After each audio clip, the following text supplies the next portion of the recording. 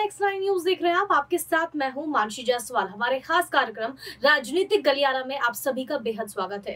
आज हम चर्चा करेंगे राहुल गांधी के बारे में। जैसे कि आप सभी जानते हैं कि राहुल गांधी की संसद सदस्यता जब से गई है तब से कांग्रेस पार्टी की मुश्किलें बढ़ती हुई नजर आ रही है। एक तरफ कहा जाए कि मुश्किलें या फिर इमोशनल कार्ड खेलने की कोशिश कांग्रेस पार्टी की तरफ से की जा रही है।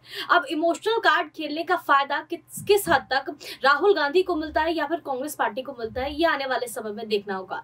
लेकिन राहुल गांधी अब वायनाड पहुंचे हैं और वहां पर किस तरीके से प्रियंका गांधी के साथ वो रोड शो कर रहे हैं, इस पूरे मसले पर चर्चा करने के लिए कपिल मेरे साथ मौजूद है। कपिल, हमने देखा है कि किस तरीके से लगातार राहुल गांधी मानहानि के मुकदमे में फंसे और राहुल गांधी की जो मुश्किलें हैं वो बढ़ती हुई नजर आई। अब वो वायनाड में दोबारा से रोड शो करने के लिए पहुंचे, प्रियंका गांधी के साथ वो पूरी ताकत झोंक रहे हैं अपनी। तो कहीं ना कहीं उससे ये माना जा सकता है कि राहुल गांधी अगर दोबारा उनको संसद सदस्यता वापस मिल जाती है तो वो वायनाड से ही चुनाव लड़ते हुए नजर आएंगे। ऐसे में एक और सवाल ये भी बन रहा है कि अगर उनकी संसद सदस्यता वापस नहीं मिलती है तो प्रियंका गांधी क्या आने वाले समय में पीएम उम्मीदवार के लिए विकल्प मानी जा सकती है? कांग्रेस पार्टी आखिरकार क्या सोच रही है आने वाले समय में, क्योंकि 2024 का चुनाव बेहद नजदीक है। ऐसे में रणनीति किस तरीके से कांग्रेस पार्टी बनाती हुई नजर आएगी? देखिए, राहुल गांधी की अगर बात करी जाए, वो वायनाड में चुनाव प्रचार करते हुए नजर आ रहे हैं, प्रधानमंत्री पद को लेकर दावेदारी करते हुए नजर आ रहे थे।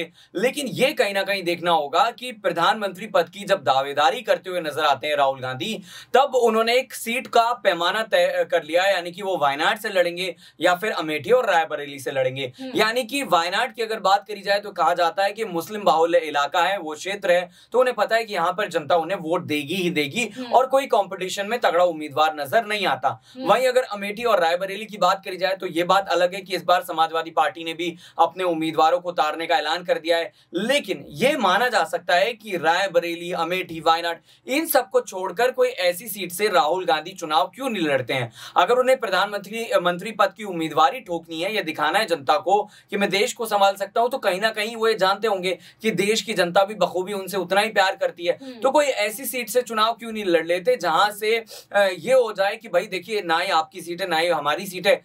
बीजेपी को भी वो एक चैलेंज दे सकते हैं कि आप भी यहां से एक उम्मीदवार उतारिए, जनता जिसे समर्थन देगी, जिसे प्यार देगी, उसे जिता देगी। कहीं ना कहीं कांग्रेस अगर परिवार की बात करी जाए तो गांधी परिवार में अब एक बार फिर से ये बात कहीं ना कहीं सामने आ चुकी है कि राहुल गांधी अगर उम्मीदवार नहीं बनेंगे तो चलिए जी, प्रियंका को बना दिया जाएगा। तो प्रियंका और राहुल गांधी फिर वही परिवारवाद में फंसते हुए नजर आ रहे हैं। गांधी परिवार को कहीं ना कहीं ये देखना होगा कि प्रियंका गांधी और राहुल गांधी के इतर भी पार्टी में तमाम ऐसे नेता हैं जो ना सिर्फ पीएम पद की दावेदारी रखते हैं, बल्कि राष्ट्रीय अध्यक्ष को लेकर भी जो चर्चाएं थी वो अध्यक्ष खड़गे को नॉमिनेट करने के बाद, उन्हें बनाने के बाद यहां खत्म नहीं हो जाती है। पीएम मोदी भी लगातार ये कहते हैं कि देखिए, रिमोट कंट्रोल खड़गे का गांधी परिवार के हाथ में ही है। बिल्कुल, जो रिमोट कंट्रोल है वो खड़गे के हाथ में है, लेकिन कहीं ना कहीं गांधी परिवार के हाथ में है। राहुल गांधी एक तरीके से कहा जाता है कि वो रिमोट कंट्रोल का काम कर रहे हैं, वो खड़गे को आदेश देते हैं, उसके बाद ही खड़गे जो है कोई फैसला लेते हैं। और इसका सबसे बड़ा उदाहरण हमने राजस्थान में देखा है, किस तरीके से राजस्थान में सियासी उठापटक देखने को मिल रही है, लेकिन कांग्रेस आलाकमान की वजह से अब तक कोई फैसला सामने नहीं आया है। सचिन पायलट बगावती सुर अपनाते हुए नजर आ रहे हैं और वहीं अशोक गहलोत सीएम पद छोड़ने के लिए तैयार नहीं है।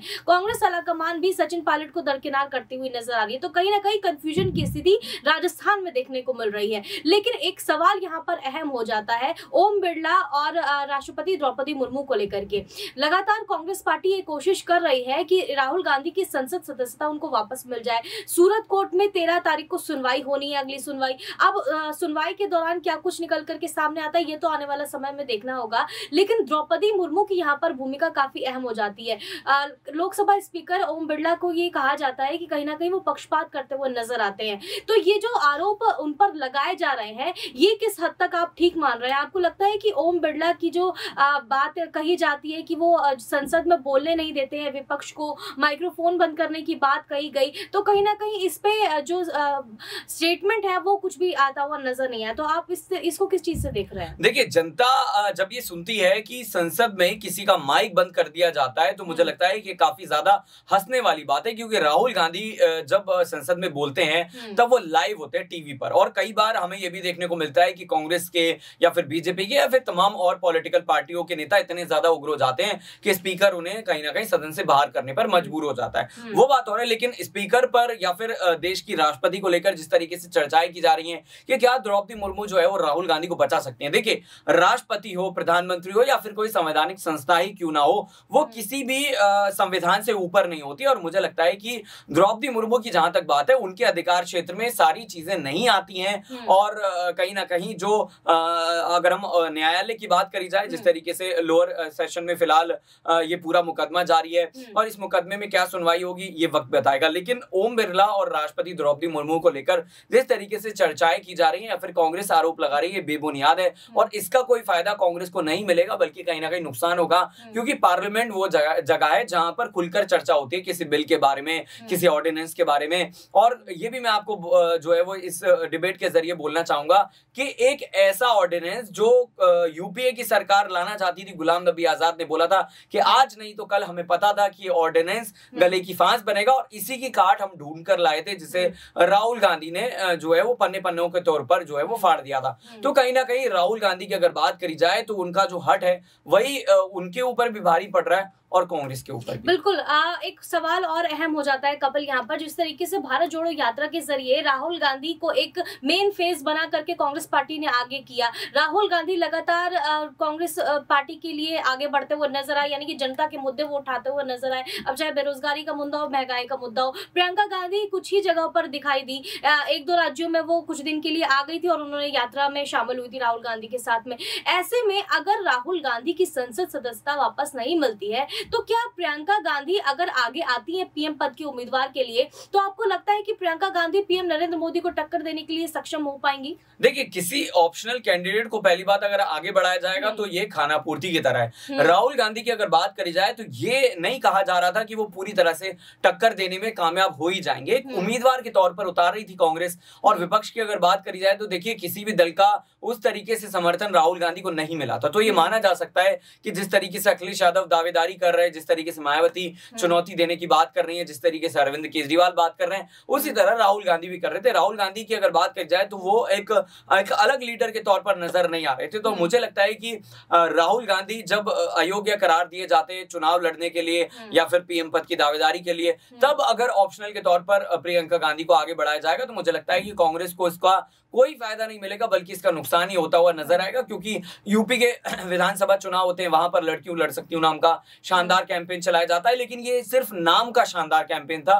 इसमें अगर बात करी जाए धरातल पर, जमीन पर तो कुछ नजर नहीं आया था। मुझे लगता है कि राजस्थान में जब तमाम महिलाओं से जुड़े हुए मुद्दों की बात की जाती है तब प्रियंका गांधी साइलेंट नजर आती है। अगर तब वो उसी तरह की बात करें और ये कहें कि देखिए सरकार कोई भी हो, अगर गलत है तो वो गलत है, महिला सम्मान के लिए मैं खड़ी हुई हूं, तब जाकर जो महिलाएं हैं उन पर भरोसा कर पाएंगी। और मुझे लगता है कि जहां तक राजस्थान की बात है या फिर किसी ऐसे राज्य की बात है जहां पर कांग्रेस की सरकार है, वहां जाने में बिल्कुल प्रियंका गांधी इंटरेस्टेड नहीं रहती हैं। और उत्तर प्रदेश को लेकर भी ये चर्चाएं की जा रही थी कि यहां पर जरूर वो एक बड़ी जिम्मेदारी संभालेंगी, चुनाव प्रभारी बन जाएंगी, लेकिन ऐसा होता हुआ नजर नहीं आया। तो मुझे लगता है कि प्रियंका गांधी बतौर पॉलिटिकल लीडर अभी काफी कमजोर हैं और उन्हें राहुल गांधी की तरह वहां तक पहुंचने के लिए भी अभी काफी संघर्ष करना। लेकिन हिमाचल प्रदेश में तो जब प्रियंका गांधी को आगे किया गया, हमने देखा कि हिमाचल में कांग्रेस पार्टी की सरकार बन गई, उन्होंने जोर शोर से प्रचार प्रसार किया था प्रियंका गांधी ने, उसके बारे में आपको क्या कहना? देखिए, प्रियंका गांधी की अगर बात करी जाए तो जिस तरीके से हिमाचल का चुनाव उन्होंने जिताया,